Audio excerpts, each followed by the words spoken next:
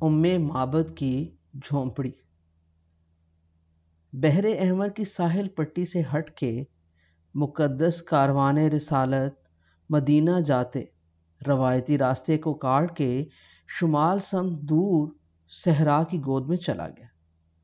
قدید کا مقام جو معلوم شاہراہ پہ تھا پیچھے چھوڑا، آگے بیابان کھلا صحرا، بیچ سنگلاخ چٹانوں بھرے سورج سے جلے لال ہوئے برہم پہاڑ، دور دور تک کوئی زیرو نہیں، کسی بستی کے بسنے کے ادھر آثار نہیں۔ ایسے میں تھکے آئے چلتے مقدس کارواں کی دونوں سفید اونٹنیوں کے ذی وقار سواروں کو پیاس اور بھوک نے ستا دیا۔ زیادہ راہ ختم ہو چکا تھا، پانی کی چھاگلیں خالی تھیں اور راہ میں کوئی بھی سبز پتا نہ تھا جو راستے میں کسی کنویں یا چشمے کی خبر دیتا۔ اچانک صحرا کی دوپہر سمے سرسر ہوا نے ایک سمت پہ کسی خیمے کی تھکی بوسیدہ پھٹی آستین کا پردہ پھڑپھڑایا۔ خیمے کے اونٹ بالوں سے بنی دبیز موٹی بوسیدہ چادر کے سرسرانے کی آواز نے کاروان نبوت صلی اللہ علیہ وآلہ وسلم کے مسافروں کو پیاس اور بھوک پہ فتح کی خوشخبری سنائی۔ کوئی ہے، آس پاس ہی ہے۔ تھوڑا آگے چلے، پہاڑ کا ایک موڑ مڑا، ریتلی سطح پہ کھلے بیابان بیچ ایک خیمہ نظر آیا۔ کارواں کی سفید اونٹنیوں کے قدم بھی خود سے تیز ہو گئے۔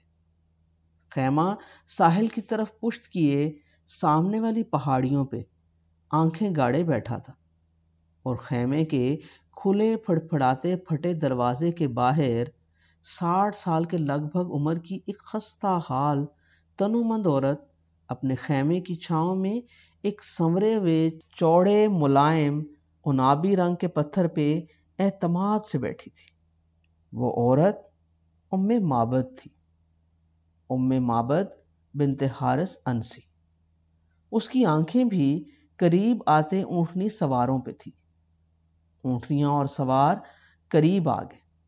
راستے کی دھول، مٹی، غبار، اگست کی گرمی کا پسینہ، چمکتا تیز آگ برساتا سورج، گرم پہاڑیوں کی تپش اور بھون کے رکھ دینے والی ریت۔ ایسے موسم میں بھی ان دور سے آئے اجنبی مسافروں کے چہروں پہ کیسی تازگی ہے۔ خورشید کی دھوپ میں بھی ایک مسافر کے رخ روشن پہ کیسا ماہ کمال ہے کہ اس کی نرمل چاندنی نے دھوپ کو سکھی کر دیا ہے۔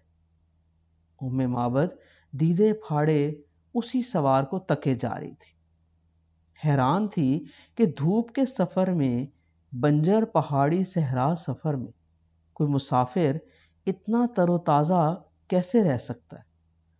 کون ہے یہ؟ کون اس مسافر کو دھوپ میں چاندنی دیتا ہے؟ نووارد قریب آ گئے۔ انہوں نے اپنی اونٹنیاں بٹھائیں۔ سیدنا ابو بکر رضی اللہ تعالیٰ عنہ ریگزاروں کے ہر مکین کو جانتے تھے۔ انہیں پتا تھا شاید یہاں سے کچھ خشک گوشت یا اونٹ بکری کا دودھ ملے، وہ خرید لیں گے۔ ام معبد سے دریافت کیا، وہ ابھی تک سیدنا ابو بکر رضی اللہ تعالیٰ عنہ کے ساتھ والے ذی حشم سوار کو تکے جا رہی تھی، جیسے ساری زندگی کی پیاس آنکھوں نے اس کی آج ہی ختم کرنی ہو۔ بولی، خشک سالی کے تلخ دن ہیں، گھر میں کچھ بھی ایسا نہیں جو مہمان کو پیش کر سکوں، ورنہ خرید و فروخت درکنار میں جی بھر کے میزبانی کرتی۔ ایک یہ بوسیدہ پھٹا سا خیمہ ہے، اس کی چھتر چھاؤں ہے، حاضر ہے، اطمینان سے چند لمحے آرام فرمائیں۔ آقا صلی اللہ علیہ وآلہ وسلم بھی اتر آئے۔ خیمے کے اندر ایک مرجھائی ہوئی لاغر بکری بندھی تھی۔ آقا صلی اللہ علیہ وآلہ وسلم نے پوچھا، اور بکریاں بھی ہوں گی؟ ام معبد بولی، ہیں، انہیں چرانے میرا میاں جنگل لے گئے۔ اور یہ بکری آقا صلی اللہ علیہ وآلہ وسلم نے خیمے میں کھڑی کمزور ہڈیوں بھری کپکپاتی بکری کی طرف اشارہ کر کے پوچھا۔ ام معبد تو آقا صلی اللہ علیہ وآلہ وسلم پہ نثار آنکھوں سے ٹکٹکی لگائے دیکھ رہی تھی۔ ہنس کے بولی، اس سے تو چلا بھی نہیں جاتا، جنگل کیسے جاتی، اتنی کمزور ہے۔ آقا صلی اللہ علیہ وآلہ وسلم نے کہا، اگر اجازت دو تو اسے دو لوں۔ ام معبد کی آنکھیں حیرت سے انہونی سن کے ہنسیں اور وہ بولی، جس نے کبھی دودھ دیا ہی نہ ہو، نہ وہ اس کے قابل ہو، اسے دوہنا ہے، دوہ لے۔ وہ شاید انہونیاں بیتنے اور دیکھنے کی آرزو کا لمحہ تھا۔ آقا صلی اللہ علیہ وآلہ وسلم نے بسم اللہ پڑھ کے اس پچکی ہوئی سہمی ادموئی بکری کی گردن پہ پیار سے ہاتھ رکھا۔ بکری کے پورے جسم میں قوت اور تازگی بھرا بانک پن اچھلا۔ اس کی مرجھائی ہوئی خستہ کھال کا رواں رواں اپنی جڑوں کے اندر سے ایسی ہری کونپلوں کی طرح اٹھا جیسے صحرا میں مدتوں جلے پودے پہ آب حیات کی بوندا باندی ہو گئی ہو۔ آقا صلی اللہ علیہ وآلہ وسلم نے بکری کی کمر کو شفقت سے سہلایا۔ بکری اپنے قد سے اونچی دیکھنے لگی۔ آقا صلی اللہ علیہ وآلہ وسلم نے پھر خدائے واحد کا نام لیا، فرمایا، اے اللہ، ام معبد کو اس کی بکری سے برکت دے، اور بکری کے سوکھے جھریوں بھرے تھنوں پہ ہاتھ پھیرا۔ بکری نے پچھلی دونوں ٹانگیں پھیلا دی۔ اس کے پچھ کے چھچھڑا تھنوں میں ابال آیا۔ تھنوں کی ڈھیری لٹکتی کھال کپ کپانے لگی۔ ہولے ہولے پچکے ہوئے غبارے جیسے اس کے تھن پھول گئے اور ان کی کنیوں پہ دودھ کے قطرے چمک اٹھے۔ ام معبد وہ منظر دیکھتی ہوئی پتھر کی ہو گئی۔ اس کی آنکھوں کے سامنے اس کی زندگی کا سب سے حیرت انگیز واقعہ ہو رہا تھا۔ آقا صلی اللہ علیہ وآلہ وسلم نے ام معبد سے کوئی برتن مانگا۔ وہ اپنے خیمے کا سب سے بڑا پیالہ لے آئے۔ آقا صلی اللہ علیہ وآلہ وسلم نے دودھ دویا۔ بکری کے تھنوں نے نور کی برسات بہا دی۔ اتنا دودھ پھر جھاگ بھرا جیسے مکھن سے لدا ہوا۔ ام معبد سکتے میں تھی۔ آقا صلی اللہ علیہ وآلہ وسلم نے پہلا بھرا دودھ پیالہ ام معبد کو پیش کیا۔ اس کے ہاتھ حیرت سے کانپ رہے تھے۔ آنکھیں حیرانی سے ابل کے چہرے کے باہر پھڑک رہی تھیں۔ دودھ پیالہ لیتے سمے بولی، عالی وقار، پہلے خود پیجیے، ساقی آخر میں پیتا ہے۔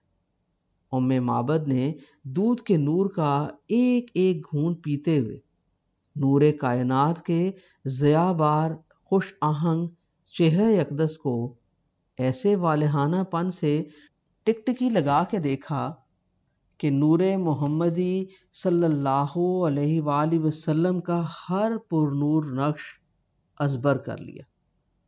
آقا صلی اللہ علیہ وآلہ وسلم نے پھر پیالہ بھرا، باری باری اپنے سارے ساتھیوں کو پلایا، پھر آخر میں خود پیا۔ ایک ایک بار پھر پیالہ بھرا گیا، سب نے دوسری بار پیا اور سب سیر ہو گئے۔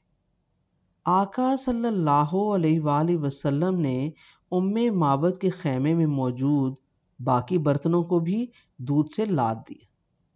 پھر کاروان نبوی ام معبد کا شکریہ ادا کر کے رخصت ہوا۔ ام معبد دور تک جاتے دونوں سفید اونٹیوں کے مقدس سواروں کو خیمے سے باہر کھڑی آنکھ جھپکے بنا دیکھتی رہی، جب تک جانے والے اس کی نظروں سے اوجھل نہ ہو گئے۔ ان دیکھی اپنی نگاہ سے تو ام معبد انہیں ساری عمر دیکھتی رہی۔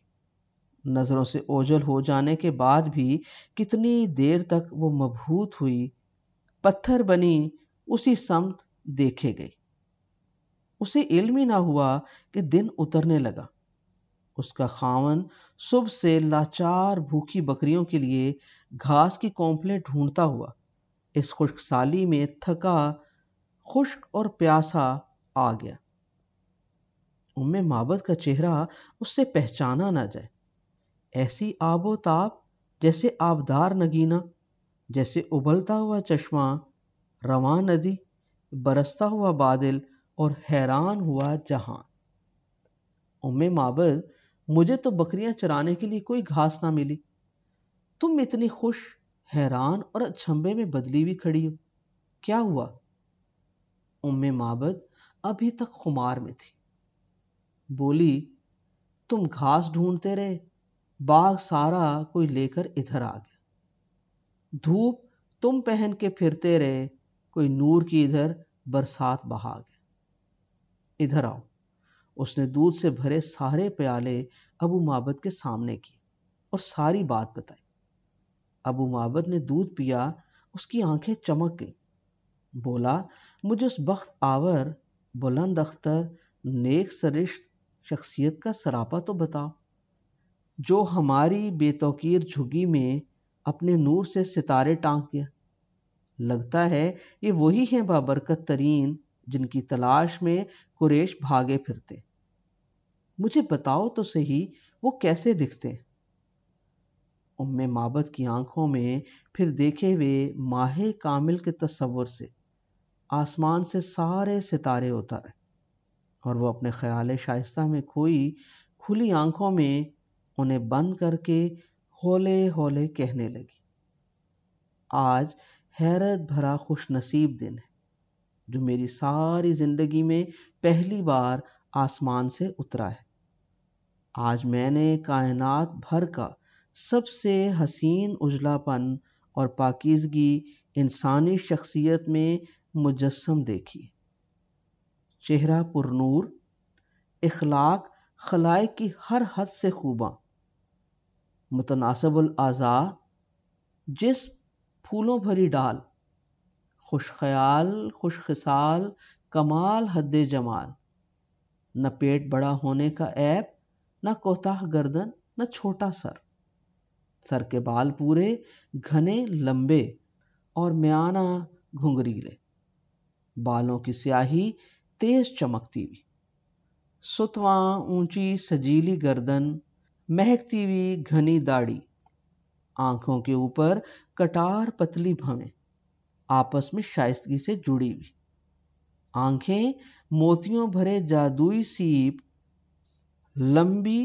خشکتا، روشن اور خوش نما، حیا سے سرسراتی ہوئی، آنکھوں کی پتلیاں کالی کچور خوش خیالی سے بھری ہوئی، نیک سرشت با کرینہ، اور آنکھوں کی سفیدی دودھ کے مکھن سے بھی اجلی، براق، ان آنکھوں کی چمک ہیرے سے حویدہ دھنک، بقعے نور، نور در نور، جدھر آنکھ اٹھتی موسم بدل جاتا، خیر بھرا خیرہ، شاد کام، خوش اندام، خوش گام، شیریں کلام، خاموشی میں پروقار، مسکراتے تو حسن کی آبشار، گفتگو جیسے نگینوں کی لڑی، آبدار مہکتے موتی ان کی باتوں سے جھڑتے، خوش نوا، شیریں سخن، قول فیصل کہنے والے، پر لطف، کم گو مگر کم گوئی ایسی نہیں کہ بات پوری نہ ہو،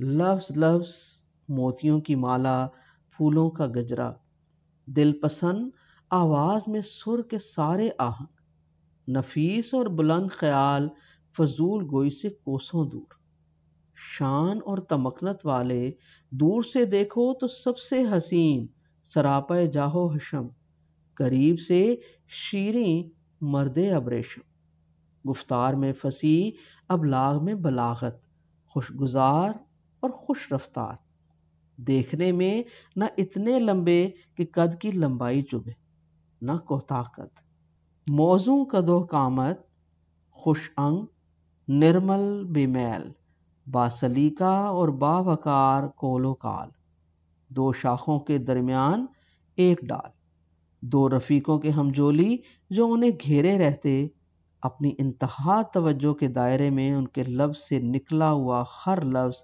ساتھ والوں کے لیے حکم، ساتھی اطاعت شعار، بلند بخت حق شناس بریاب، جو تعمیل میں دوڑ پڑتے، نہ ترش رو نہ زیادہ گو، مخدوم ایسے کہ خادم پر سند، آقا ایسے کہ چاند تارے غلام، خورشید اور ماہتاب ان کے پیروں کی دھول، کائنات کے ذرے ذرے کا ان کو سلام۔ کیسے کہہ دوں وہ کیسے ہیں؟ ابو معبد دونوں ہاتھ تھوڑی کے نیچے رکھے سکتے میں بیٹھا ان حماق سے سب سنتا رہا۔